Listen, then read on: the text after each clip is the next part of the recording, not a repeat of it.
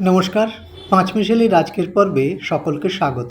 আজকের বিষয়, বিদ্রোহী তৃণমূলীরা কি দ্বিধাবিভক্ত? প্রশ্নটা উঠছে এই কারণে, সম্প্রতি তৃণমূলের 20 জন সাংসদ এক অচেনা রাজনৈতিক দলের সঙ্গে নিজেদের মিশিয়ে দিয়েছে। সারা দেশে এখন এনসিপিআই বা ন্যাশনালিস্ট সিটিজেন্স পার্টিকে নিয়ে জোর চর্চা চলছে।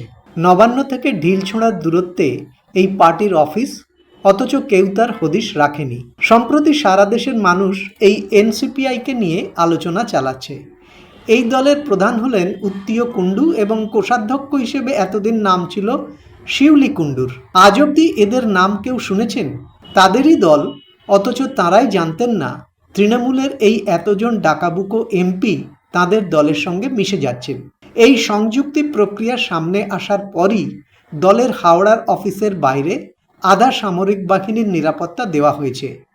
একইভাবে দল ছাড়ার হাতে গরম পুরস্কার হিসেবে সুদীপ বন্দ্যোপাধ্যায়কে ওয়াই ক্যাটেগরির নিরাপত্তা দেওয়া হয়েছে। নিরাপত্তা অবশ্য বাড়ানো হয়েছে তৃণমূলের সব দলত্যাগী সাংসদদেরও। এখন প্রশ্ন হলো, ঋতব্রতর নেতৃত্বাধীন বিধায়করা এখন কি করবেন? তারা কিন্তু সেটা স্পষ্ট করেননি।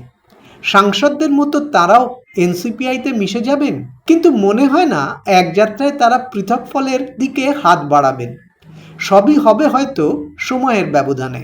দিন কয়েক আগে অবধি কারোর ধারণাতেই ছিল না যে এই বিদ্রোহী সাংসদরা এরকম একটা অজানা দলের সঙ্গে মিশে যেতে চলেছে।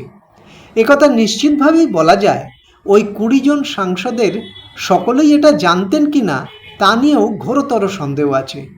ফলে একথা দিনের আলোর মতো স্পষ্ট, তৃণমূলের বিধায়ক এবং সাংসদ দলের ভাঙন ধরানোর পেছনে বিজেপি তথা মোদি অমিত শাহর মস্তিষ্ক কাজ করেছে। কেন্দ্রীয় মন্ত্রী ভূপেন্দ্র যাদবের বাড়িতে বিদ্রোহী সাংসদদের বারবার বৈঠক সে কথারই প্রমাণ দেয়। বিজেপি শুধু বাংলায় তৃণমূলে ভাঙন ধরিয়ে বসে থাকবে না। ইতিমধ্যে একনাথ শিন্ডের মাধ্যমে ফের উদ্ধব শিবিরে ভাঙন ধরানোর জন্য তৎপর হয়েছে। দলের হ্রাস এবং সাংসদদের ধরে রাখতে উদ্ধব ঠাকরে সম্প্রতি জরুরি বৈঠক ডেকেছিলেন। সেই বৈঠকে 9 জন সাংসদের মধ্যে 5 জনই হাজির ছিলেন না। হিসেব করলে দেখা যাবে 9 জনের 2/3 ওই 5ই হয়। তার মানে উদ্ধব শিবিরের ভাঙন ধরানোর ক্ষেত্রে বিজেপি শিবির বেশ এগিয়ে গিয়েছে। মোদি অমিত শাহর এই অপারেশন এখানেই থেমে থাকবে না। দেশের অবিজেপির সমস্ত আঞ্চলিক দলগুলির ক্ষেত্রেই তারা এই ফর্মুলা প্রয়োগ করবে।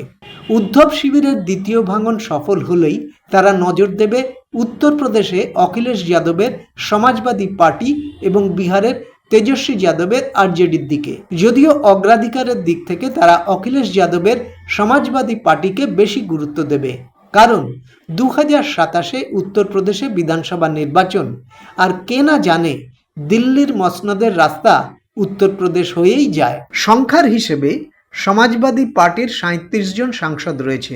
উত্তরপ্রদেশে বিজেপি বিরোধী বড় শক্তি তারাই। কংগ্রেস সেখানে কোনো শক্তিই নয়, কিন্তু কংগ্রেসের আবার 99 জন সাংসদ আছে। 99 জন সাংসদের মধ্যে 2/3কে ভাঙিয়ে আনার চেয়ে 37 জনের মধ্যে 2/3 ভাঙিয়ে ফেলার তুলনায় সহজ।